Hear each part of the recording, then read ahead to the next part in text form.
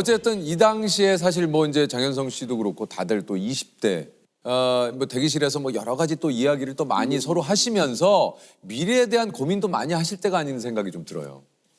그렇죠. 그렇죠? 고민했어요? 그때?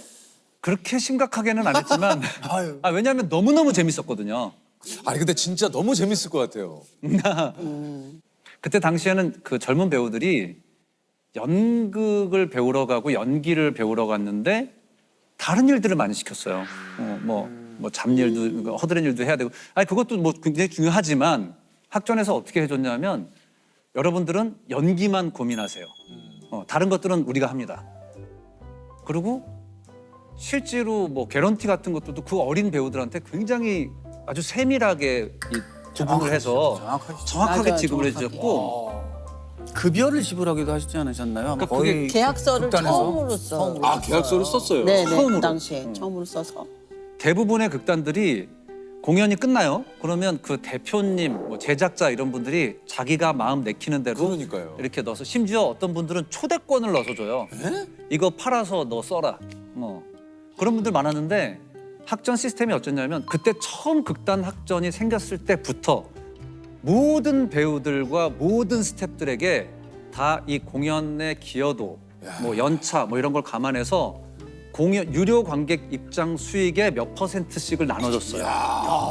그거는 굉장히 디테일하세요. 제가 그때 처음 들어갔을 때가 1.65%인가 그랬어요.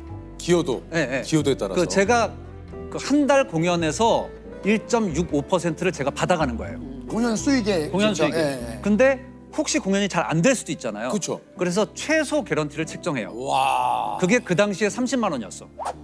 95년도 뭐 이럴 때. 그러니까 공연이 망해도 무조건 이건 관객이 한 명도 안 들어도 30만 원은 주는 거예요. 근데 그게 획기적인 거죠? 획기적인 거고 최저 생계비가 됐어요. 그 30만 원. 그때 당시에는. 그 당시에는. 예. 근데 공연이 대부분 다 잘 됐어요. 엄청 그래서 잘 됐죠. 당시 40대 중반이었던 김민기 선생님이 그 정산하는 날 정말 얼굴에 한pak 미소를 띠시면서 봉투를 이만큼 갖고 들어오셔서 자 여러분 이번 달에도 공연이 너무너무 잘 됐습니다.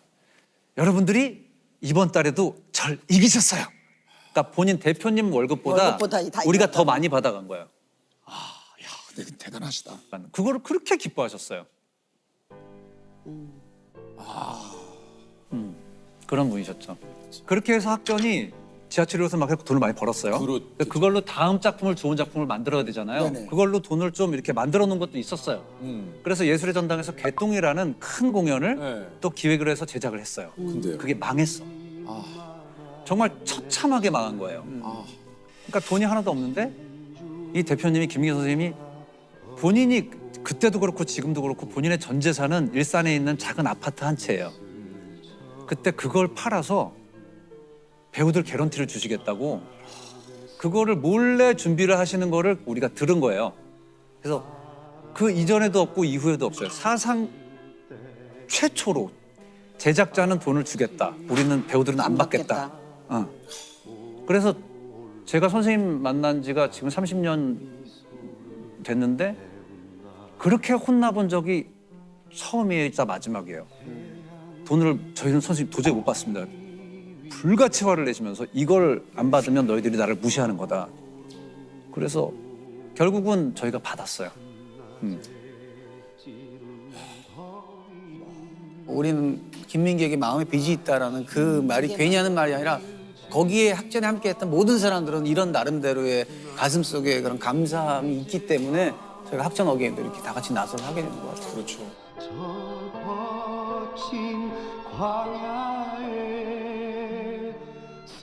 저희 은인입니다. 은인 같은 분이 아니고 저 은인입니다. 제가 여기 포스트 아르바이트 왔었는데 예, 대학 졸업하고 이제 용돈 벌이는 그 모습을 보고 저를 캐스팅하셨다. 제 성실한 것 같다. 그 한마디 했다고 하더라고요. 저 말고도 황정민도 그랬고 장현성, 뭐 조승우도 거의 막 시작할 때쯤 김윤석 그분은 부산에 있었을 때 부산에 지하철 1호선에 인연이 돼가지고 그리고 서울로 올라와요. 아 진짜? 네. 몸이 아프셔요 지금. 그러다 그러니까요. 보니까 많이 아프시다 보니까 네. 이제 본인이 그걸 이끌어갈 수 없고 그렇다고 이걸 누가 해줄 수 없다는 걸 알고 계시기 때문에 이제 학자는 이제 33년 되는 날이 3월 15일이에요. 그래서 33년 되는 날 오늘 닫자라고 얘기를 하셨죠. 재정적인 그 뭐 문제가 좀 가장 또 컸다고 얘기를 들었거든요. 근데 이게 사실은 재정적으로 좋을 수가 없는 구조예요. 그래요. 왜냐하면 우리가 꼭 해야 될 게 있다. 근데 김민기 선배님이 극단에서 가장 중요하게 생각하시는 게 어린이 극, 청소년 극이에요. 그 초등학생들, 어린이, 청소년을 위한 극이 제대로 된 것이 거의 전무하다. 그래서 이건 우리가 꼭 해야 되는 일이다. 근데 그걸 오랜 동안 본인의 뭐 저작권이나 사재. 이런 수입이나 이런 거를 제가 알기로는 집에 가져간 적이 한 번도 없으세요. 계속 항상 예, 정말 밑빠진 독에 물 붓기로 넣으시고 전국에 있는 폐교 중에 아마 안 가신 곳이 제가 알기로는 한 군데도 없을 거예요. 그 폐교에다가 세트 만들고 그 지역 분들을 위한 공연을 항상 해오셨거든요. 그러니까 결국 그거는 손실이 나는 게 당연한 건데 그걸 해오셨죠. 그러니까 그 모든 것들이 어떻게 보면 이게 사실 돈과 연관이 지어질 수밖에 없잖아요. 이게 돈이 있어야 할 수 있는 거니까. 그야말로 이구지구 짊어지고 그 평생을 이제 해 오신 거예요.